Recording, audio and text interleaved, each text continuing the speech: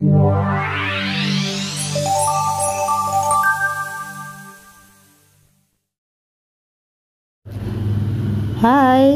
selamat pagi anak-anak ibu sekalian. Berjumpa kembali dengan Ibu Puji dalam mata pelajaran Sejarah Indonesia. Apa kabar kalian, Nak? Semoga kita semua dalam keadaan sehat walafiat. Baiklah, minggu lalu kita sudah mempelajari tentang kerajaan-kerajaan yang bercorak Islam yang ada di beberapa wilayah. Nah, hari ini kita akan mempelajari tentang kerajaan Goa dan Talo yang ada di Pulau Sulawesi.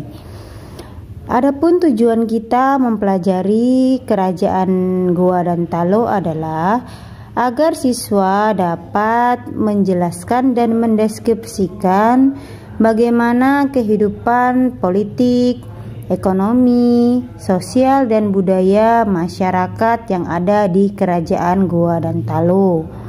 Baiklah, langsung saja kita ke materi. Sejarah kerajaan Goa Talo. Pada awalnya di daerah Goa terdapat 9 komunitas yang dikenal dengan nama Bet Salapang atau 9 bendera, yang kemudian menjadi pusat kerajaan Goa.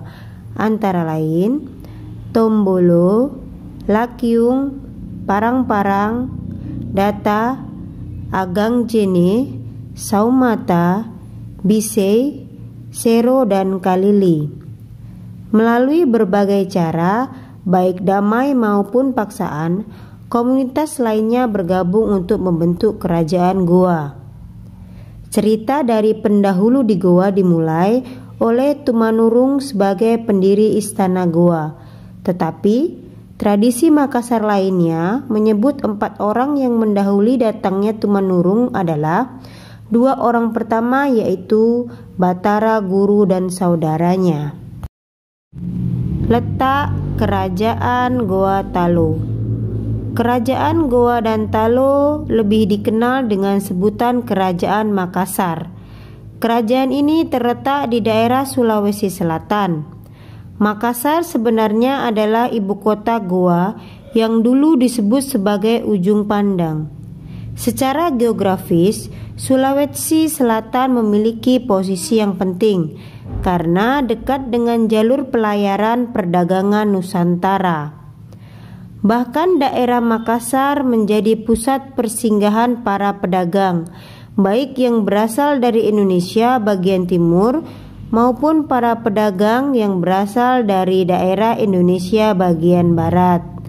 Dengan letak seperti ini, mengakibatkan kerajaan Makassar berkembang menjadi kerajaan besar dan berkuasa atas jalur perdagangan Nusantara. Sejarah kerajaan Goa Talo. Pada awalnya di daerah Goa terdapat 9 komunitas yang dikenal dengan nama Bet Salapang atau 9 bendera, yang kemudian menjadi pusat kerajaan Goa. Antara lain Tombolo, Lakyung, Parang-Parang, Data, Agangjene, Saumata, Bisei, Sero, dan Kalili. Melalui berbagai cara, baik damai maupun paksaan, komunitas lainnya bergabung untuk membentuk kerajaan Goa. Cerita dari pendahulu di Goa dimulai oleh Tumanurung sebagai pendiri istana Goa. Tetapi tradisi Makassar lainnya menyebut 4 orang yang mendahului datangnya Tumanurung adalah 2 orang pertama, yaitu Batara, guru dan saudaranya. Adapun raja-raja Kesultanan Makassar atau Kerajaan Goa Talo. Yang pertama, Sultan Alauddin memerintah pada tahun 1591 sampai 1629 Masehi. 2. Sultan Muhammad Said memerintah pada tahun 1639 sampai 1653 Masehi. 3. Sultan Hasanuddin memerintah pada tahun 1653 sampai 1669 Masehi. Kehidupan masyarakat Kerajaan Goa Talo. Di bidang ekonomi, sebagian besar masyarakat Makassar adalah nelayan dan pedagang. Di bidang sosial, kehidupannya mereka sangat terikat dengan norma adat yang mereka anggap sakral. Di bidang kebudayaan, masyarakat Makassar banyak menghasilkan benda-benda budaya yang berkaitan dengan dunia pelayaran. Penyebab kemunduran atau runtuhnya Kerajaan Goa Talo. Yang pertama, rakyat Makassar yang tidak mau menerima perjanjian Bongaya melarikan diri ke Mataram. 2. Benteng Sombaupu dihancurkan oleh Spelman. 3. Benteng Ujung Pandang dikuasai oleh VOC dan diganti nama menjadi Benteng Fort Rotterdam. Adapun peninggalan kebudayaan Kerajaan Goa dan Talo. Yang pertama, Benteng Fort Rotterdam. 2. Masjid Katangka. 3. Komplek Makam Goa Talo. 4. Batu Palantikang. Tokoh penting Kerajaan Goa Talo. Yang pertama ada Sultan Alauddin dan Sultan Hasanuddin. Kedua tokoh ini sangat berpengaruh dan memiliki kontribusi besar terhadap Kerajaan Goa Talo.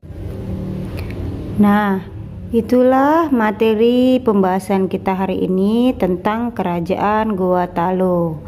Adapun kesimpulannya adalah Kerajaan Goa Talo merupakan gabungan dari dua kerajaan yang berasal dari garis darah yang sama, yaitu Kerajaan Goa dan Kerajaan Talo.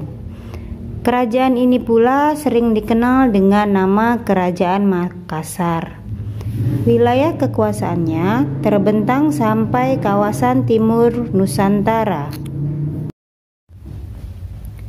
Demikianlah pembelajaran kita hari ini. Untuk materi minggu depan, kita masih membahas tentang kerajaan-kerajaan Islam yang ada di berbagai pulau yang ada di Indonesia.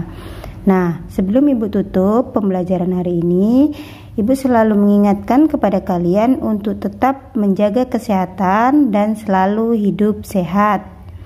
Selamat pagi.